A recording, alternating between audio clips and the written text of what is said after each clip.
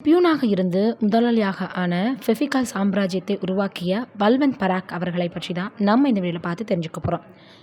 பள்ளி ப்ராஜெக்ட்கள் முதல் வீட்டில் இருக்கக்கூடிய தட்டுமுட்ட சாமான்கள் வரைக்கும் ஒட்ட வைக்கிறதுக்கு இந்தியர்கள் பல ஆண்டுகளாக நம்பியிருக்கக்கூடிய ஒரு கம் ஃபெவிகால். கடையில் கம் வேணும் அப்படின்னு கேட்பதை தாண்டி ஃபெவிகால் வேணும் அப்படின்னு இப்போ கேட்குறது தான் அதிகம். கிட்டத்தட்ட ஜெராக்ஸ் போல் இந்திய குடும்பங்களில் நீண்ட காலமாக பயன்பாட்டில் இருக்கக்கூடிய ஃபெவிகால் பசையை உருவாக்கியது யார்?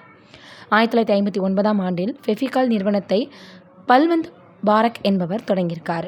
முதல் தலைமுறை தொழிலதிபர் அப்படின்றதுனால பல்வேறு சிரமங்களை சந்திச்சிருக்காரு. பல்வேறு முட்டுக்கட்டைகளை தாண்டி வெற்றி இலக்கை அடைஞ்சிருக்காரு பல்வந்த் பாரக்.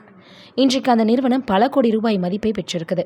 மும்பையில் ஒரு ஜெயின் குடும்பத்தில் பிறந்த பல்வந்த் பாரக் பாலுபாய் என செல்லமாக அழைக்கப்படுறாரு. மும்பை சட்டக்கல்லூரியில் சட்டப்படிப்பை பாரக் முடித்தார். படிக்கும்போதே ஒரு பிரிண்டிங் ப்ரெஸ்ஸில் வேலை பார்த்த பாரக் திருமணமும் செஞ்சுக்கிட்டார். படித்து முடித்த பிறகு பியூன் வேலையில் சேர்ந்திருக்கிறார். தான் வேலை பார்க்கும் மர வியாபார நிறுவன முதலாளியின் வேர் ஹவுஸில் தங்கியிருந்த போதுதான் பாலுபாய்க்கு தன்னுடைய சொந்தமாக தொழில் தொடங்கணும்னு ஒரு எண்ணம் ஏற்பட்டிருக்கு. இதைத் தொடர்ந்து சைக்கிள்களை இறக்குமதி செய்தல், அதே போல் பார்த்தோன்னா அரேகா கொட்டைகள், பேப்பர் டைகளை மேலை நாடுகளில் இருந்து கொண்டு வந்து இந்தியாவில் விற்பனை செஞ்சுருக்கார். கடையை தொடங்கியதுமே தனது மனைவி தம்பி சுஷீலுடன் மும்பையின் ஷியான் பகுதிக்கு குடிபெயர்ந்திருக்கிறார்.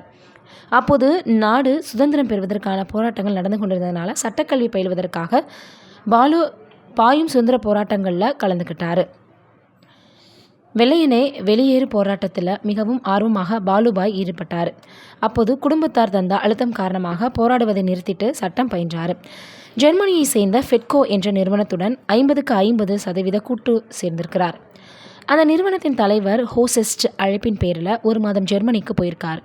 ஹோசெஸ்ட் காலமான பின்னர் அந்த நிறுவனம் நேரடியாக விற்பனையில் இறங்குச்சு. இந்த நிலையில் 1954ஆம் ஆண்டு பல்வந்தும் அவரது தம்பி சுஷிலும் சேர்ந்து மும்பையின் ஜேக்கப் சர்க்கிளில் தொழிலை தொடங்கியிருக்கிறாங்க. Industrial chemical, pigment emulsions, tie விற்பனை மற்றும் தயாரிப்பு தொழிலை பாரக்க டைகெம் என்ற பெயரில் ஆரம்பித்தார். பின்னர் பார்த்தோன்னா ஃபெட்கோ நிறுவன பங்குகளை இன்னும் அதிகமாக பல்வந்த் வாங்கியிருக்கிறார். இதைத் தொடர்ந்து ஃபெவிகால் என்ற கோந்தை தயாரித்தார். பல்வந்தினுடைய இளைய சகோதரர் நரேந்திர பாரக் அமெரிக்காவில் படித்துவிட்டு வந்து பல்வந்த் நிறுவனத்தில் சேர்ந்தார். 1959ஆம் ஆண்டில் தன் நிறுவனத்தை ஃபிடிலைட் இண்டஸ்ட்ரீஸ் என்று பெயர் மாற்றம் செய்தார். அன்றிலிருந்து இதே பெயர் பார்த்தோன்னா தொடருது. இப்போ எப்படி இவ்வளோ பெரிய சாம்ராஜ்யம் உருவானதான் எல்லோரும் பேசி வந்துட்டுருக்காங்க. இதை பற்றி நீங்கள் என்ன நினைக்கிறீங்கன்னு கீழே இருக்கக்கூடிய கமெண்ட் பாக்ஸில் மறக்காமல் சொல்லுங்கள். நன்றி, வணக்கம்.